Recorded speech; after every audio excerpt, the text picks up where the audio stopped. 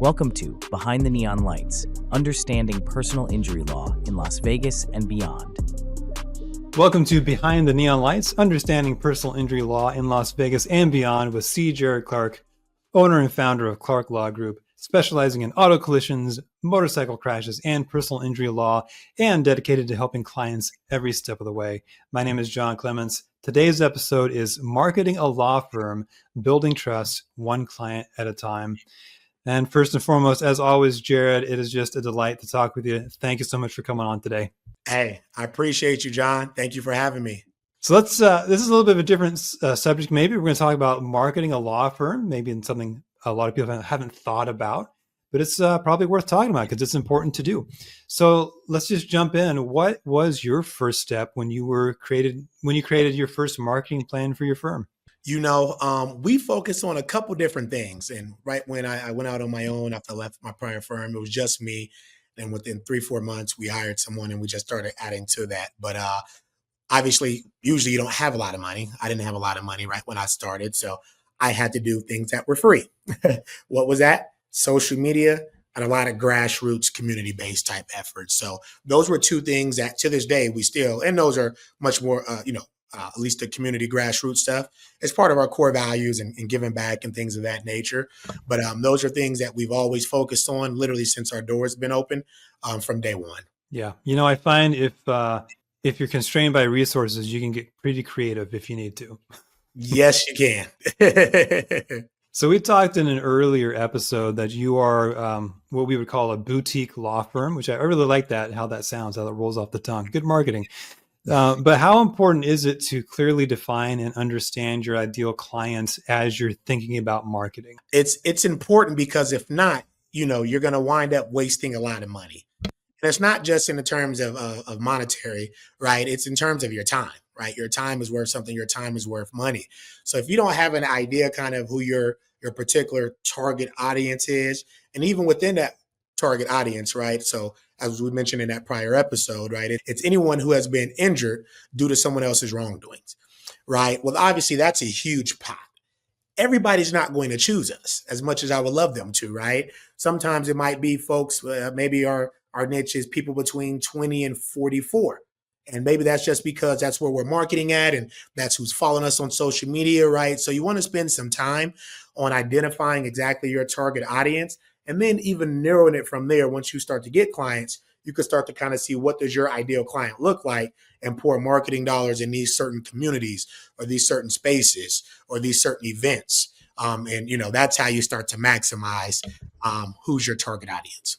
Yeah. And I think to your point, this is going to be my experience as well, is you start off with who you think your ideal client is, and then it kind of gets narrower over time. Yes. So it sounds like that's what you experienced as well.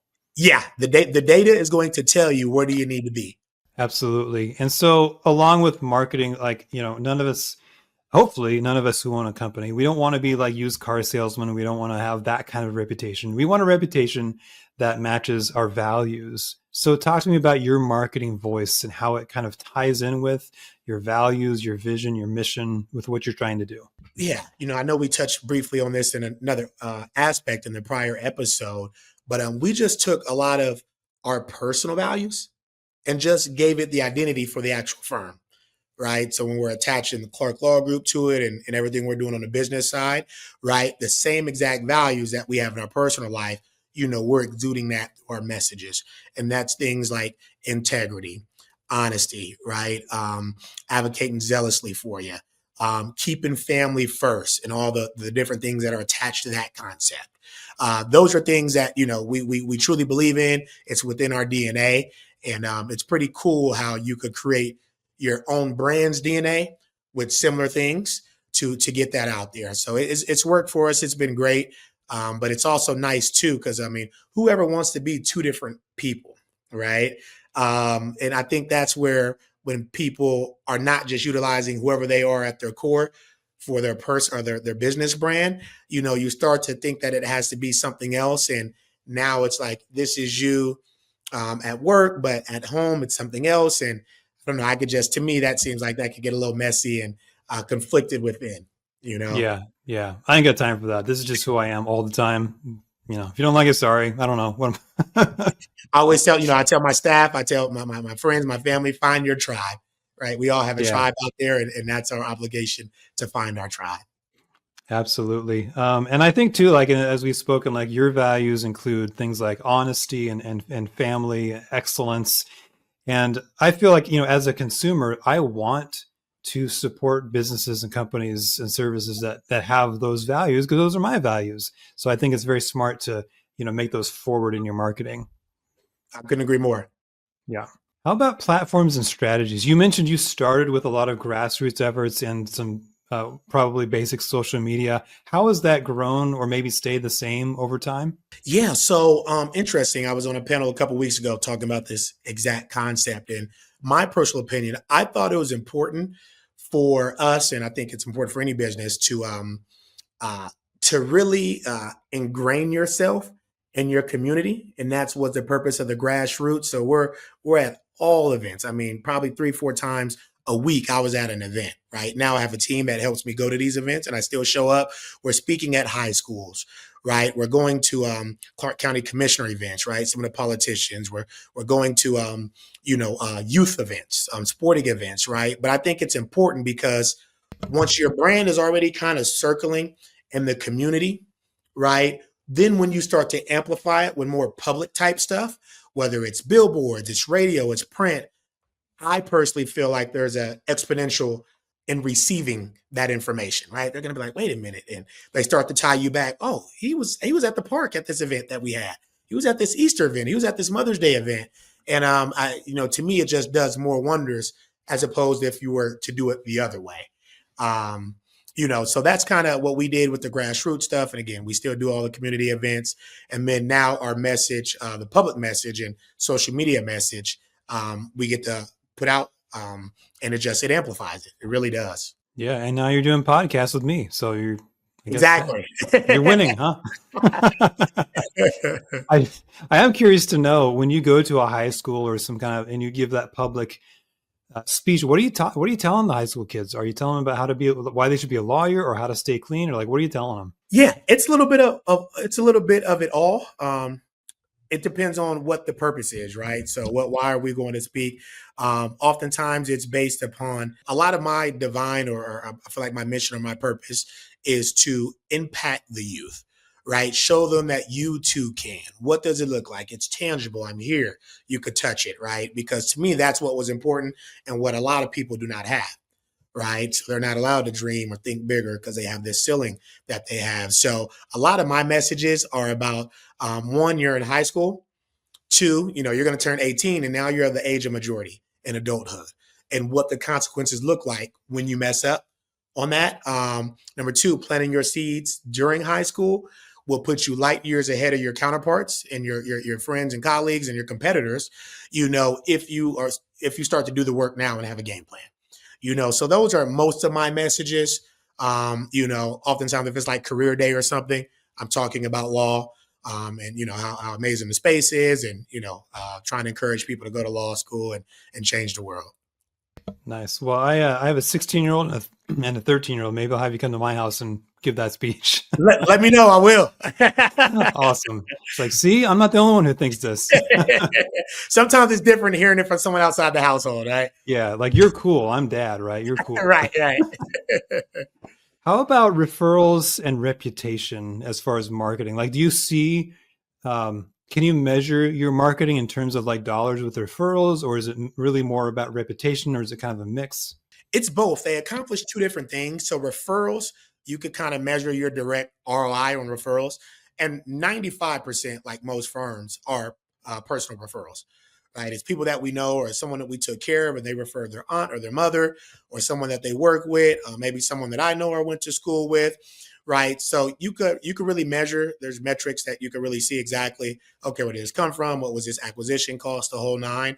The reputation, it's almost like goodwill, right? Like if McDonald's were to sell, right, outside of just their fixed assets, they're going to sell for a lot more than that, right? And what their revenue is. And that's just because they have goodwill. Well, depending on who you ask, right? Yeah, who you ask, yeah. Right. But you get what I'm trying to say, is that number is probably 2, 3, 4, 5, 6, 10x.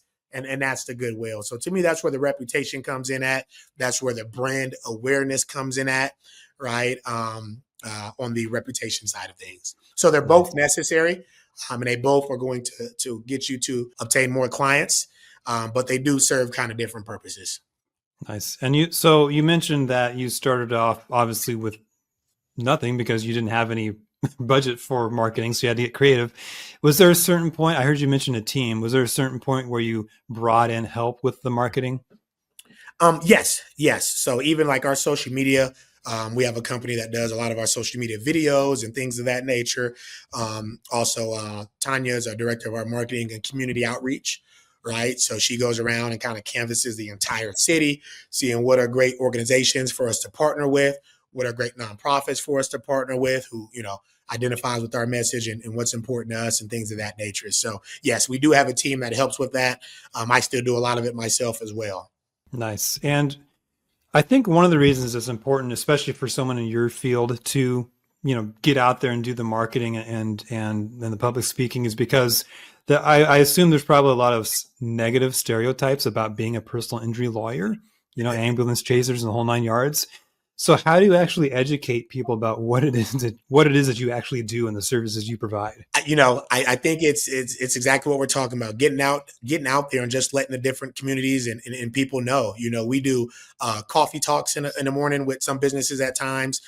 Go to barbershops and nail salons to educate them on exactly what it is that we do. But I think when there's not enough people advancing what we do, right? So what happens? That leads people to just hear either the insurance companies or their lobbyist team. These terrible earmarks are just kind of clickbait to say, hey, PI lawyers are bad and they're driving up premiums in your city and they're responsible for it, and all these other crazy things that are just inaccurate. But if you're not actually getting it from the source itself, you're getting one side of the story, and that side has a lot of power, money, and influence, right?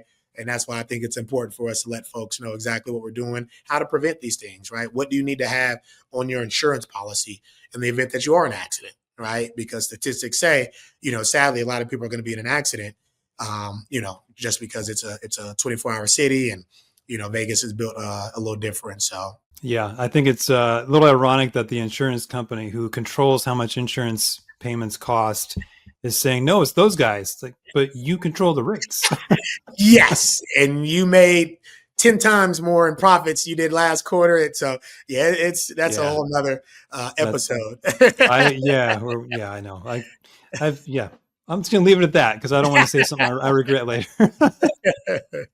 So last question for this episode is, a lot of lawyers out there may not consider marketing a whole lot, or may not know even what to do or how to do it. So what marketing advice would you give to a lawyer just starting out?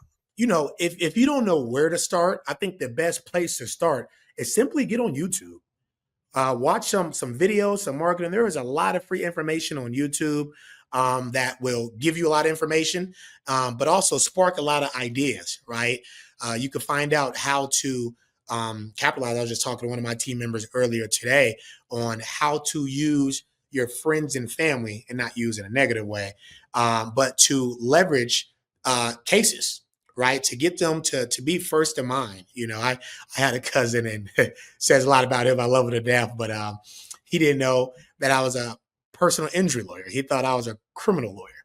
I've never done criminal a day in my life, but to his point was, it had me ask, am I not doing enough on social media, right? Because the average person, they're probably going through 1,000 pieces of content a day, right? So if you're not sticking out, or if you're not 200 of those thousands, there's certain things that you could do to make sure and be memorable of, hey, this is who I am and this is what I do, because it is easy to forget in the new age with the way that, Zuckerberg and them have created these platforms. It really is. So, I hear that a lot, and that happens a lot, so I don't fault them for that, but it's things like that. That's feedback. That was feedback, right? I did something with that information. That's really good. Yeah. The pace of information and the pace of life is so fast that even someone who wants to stay informed is just almost impossible. So yeah, right. To your point. Yeah. And that's a pretty good point too, you made. I would imagine that you have a lot of legal questions from family and friends a lot of the time. I do. And the bulk of them do not revolve around personal injury. Yeah, I can imagine. Yeah. I don't know. All right. Well, Jared, as always, it's just an absolute pleasure to speak with you. Thank you so much for coming on today and sharing of your wisdom. Awesome. I appreciate you having me as always, John. Enjoy the rest of your day. Thanks. And to our listeners, thank you for tuning in to Behind the Neon Lights, Understanding Personal Injury Law in Las Vegas and Beyond with C. Jared Clark. To connect with Jared and the team, head to injuryattorneyvegas.com. And as always, like, subscribe, leave a review, and that way we can have even more people join us in these great discussions. And with that, hey, have a great day. Thanks for watching. Be sure to hit that like and subscribe button and leave us a review in the comments.